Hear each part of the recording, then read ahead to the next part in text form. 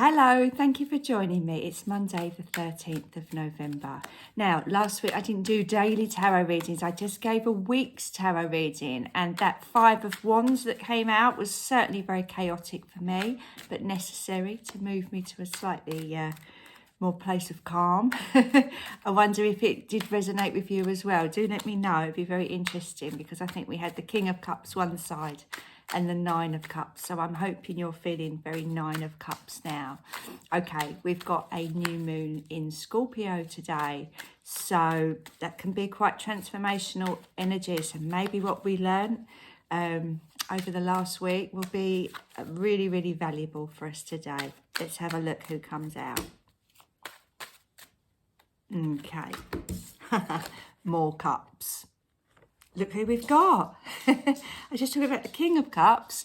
These two suns have just turned up. Page of Cups, Knight of Cups. Wow, we're certainly going to be having a very emotional led, perhaps, new moon today in Scorpio. And Scorpio really likes that because it likes us delving deep into our shadow side or the things that hold us back in some ways.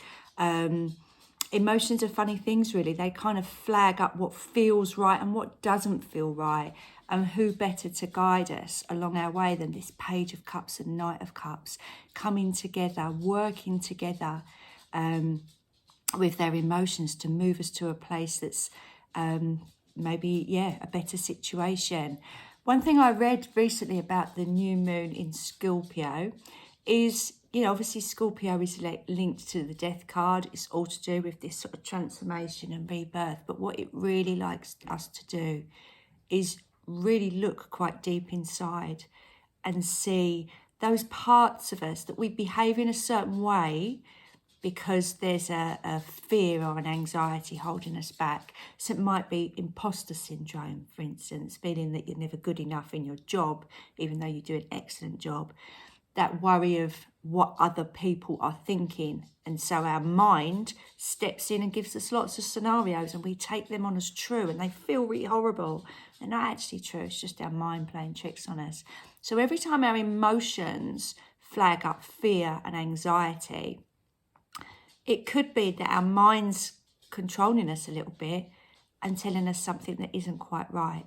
Because when something feels good, we instinctively know this is right for me. But when something feels bad, we don't seem to always make that connection, do we? And we just go along, keep thinking how bad it is. And this Page and this Knight, I think they're coming in to remind us that our emotions are probably a better indicator for us sometimes than our mind. So as we walk through this new moon in Scorpio, obviously new moons are wonderful times to write down our intentions. And it could be that you're thinking, right, by the time there's a full moon in Scorpio in 6 months' time, I want to have done this. It could be something, couldn't it? It could be a new job. You might want to move. You might want to be in a new relationship. You might be really wanting to have a person there that's your sort of soulmate. And that's what you're hoping to get. So it's better, therefore, to let our emotions lead us, thinking about ways that we can enhance our lives in any ways. If it suddenly then feels overwhelming, that's the wrong feeling. We want to feel excited and joyful and think of all the new opportunities and the new things that we could do and the different ways that we could behave to get what we want to get.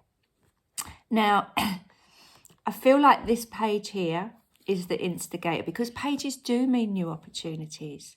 And I'm really loving that a page has come out on a new moon, actually, because it does show us that there are some lovely new starts in the offering.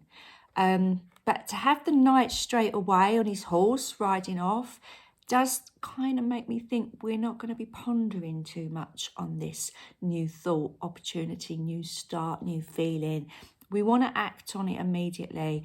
And the reason I say that is because sometimes when we get this spark of inspiration that comes from our soul or our intuition, our mind and our ego immediately kick in and talk us out of it. So we're really being encouraged here to have the inspiration, have the intuitive thought, have the wonderful grateful, joyful feeling and work with it, move with it, go. So let's just say, for instance, you've suddenly had this idea of a career that you've always wanted to do, but you need to study for it. Okay, you need to go back to college. You might need to take a sort of an evening course or something. Get on the internet immediately, look for a job, get yourself booked in. Don't give yourself a week to think, oh, I won't do that because our Knight of Cups is saying no. We don't have to rush. We're not the Knight of Swords or the Knight of Wands. We just have to slowly allow our emotions and our actions to be compatible. Can you hear Poppy? She's obviously keen for a new start, isn't she? Tip-tapping around the floor. So whatever this intuitive thought or feeling you're going to get with this new moon, act on it immediately. This is not a time. There's times for soul searching. I feel we did that last week. This is the time for action. Not fast-paced action, just slowly moving towards your goals. Whatever your goal is perfectly achievable. It's that law of attraction, isn't it? If we definitely think that, this is what we want, you haven't got to worry about the how. You've just got to believe it's possible. And these guys are our guides to show that, anything's possible.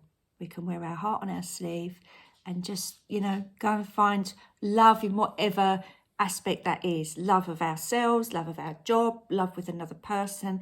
It's all out there for the taking. And this guy is leading the way. So that's lovely for us, isn't it? Okay, so I'm back on my daily tarot now. So I'll be back again tomorrow with another reading for you. If you haven't already, please do like and subscribe to this channel. And leave me a comment. Let me know how that resonates with you. I'd love to hear.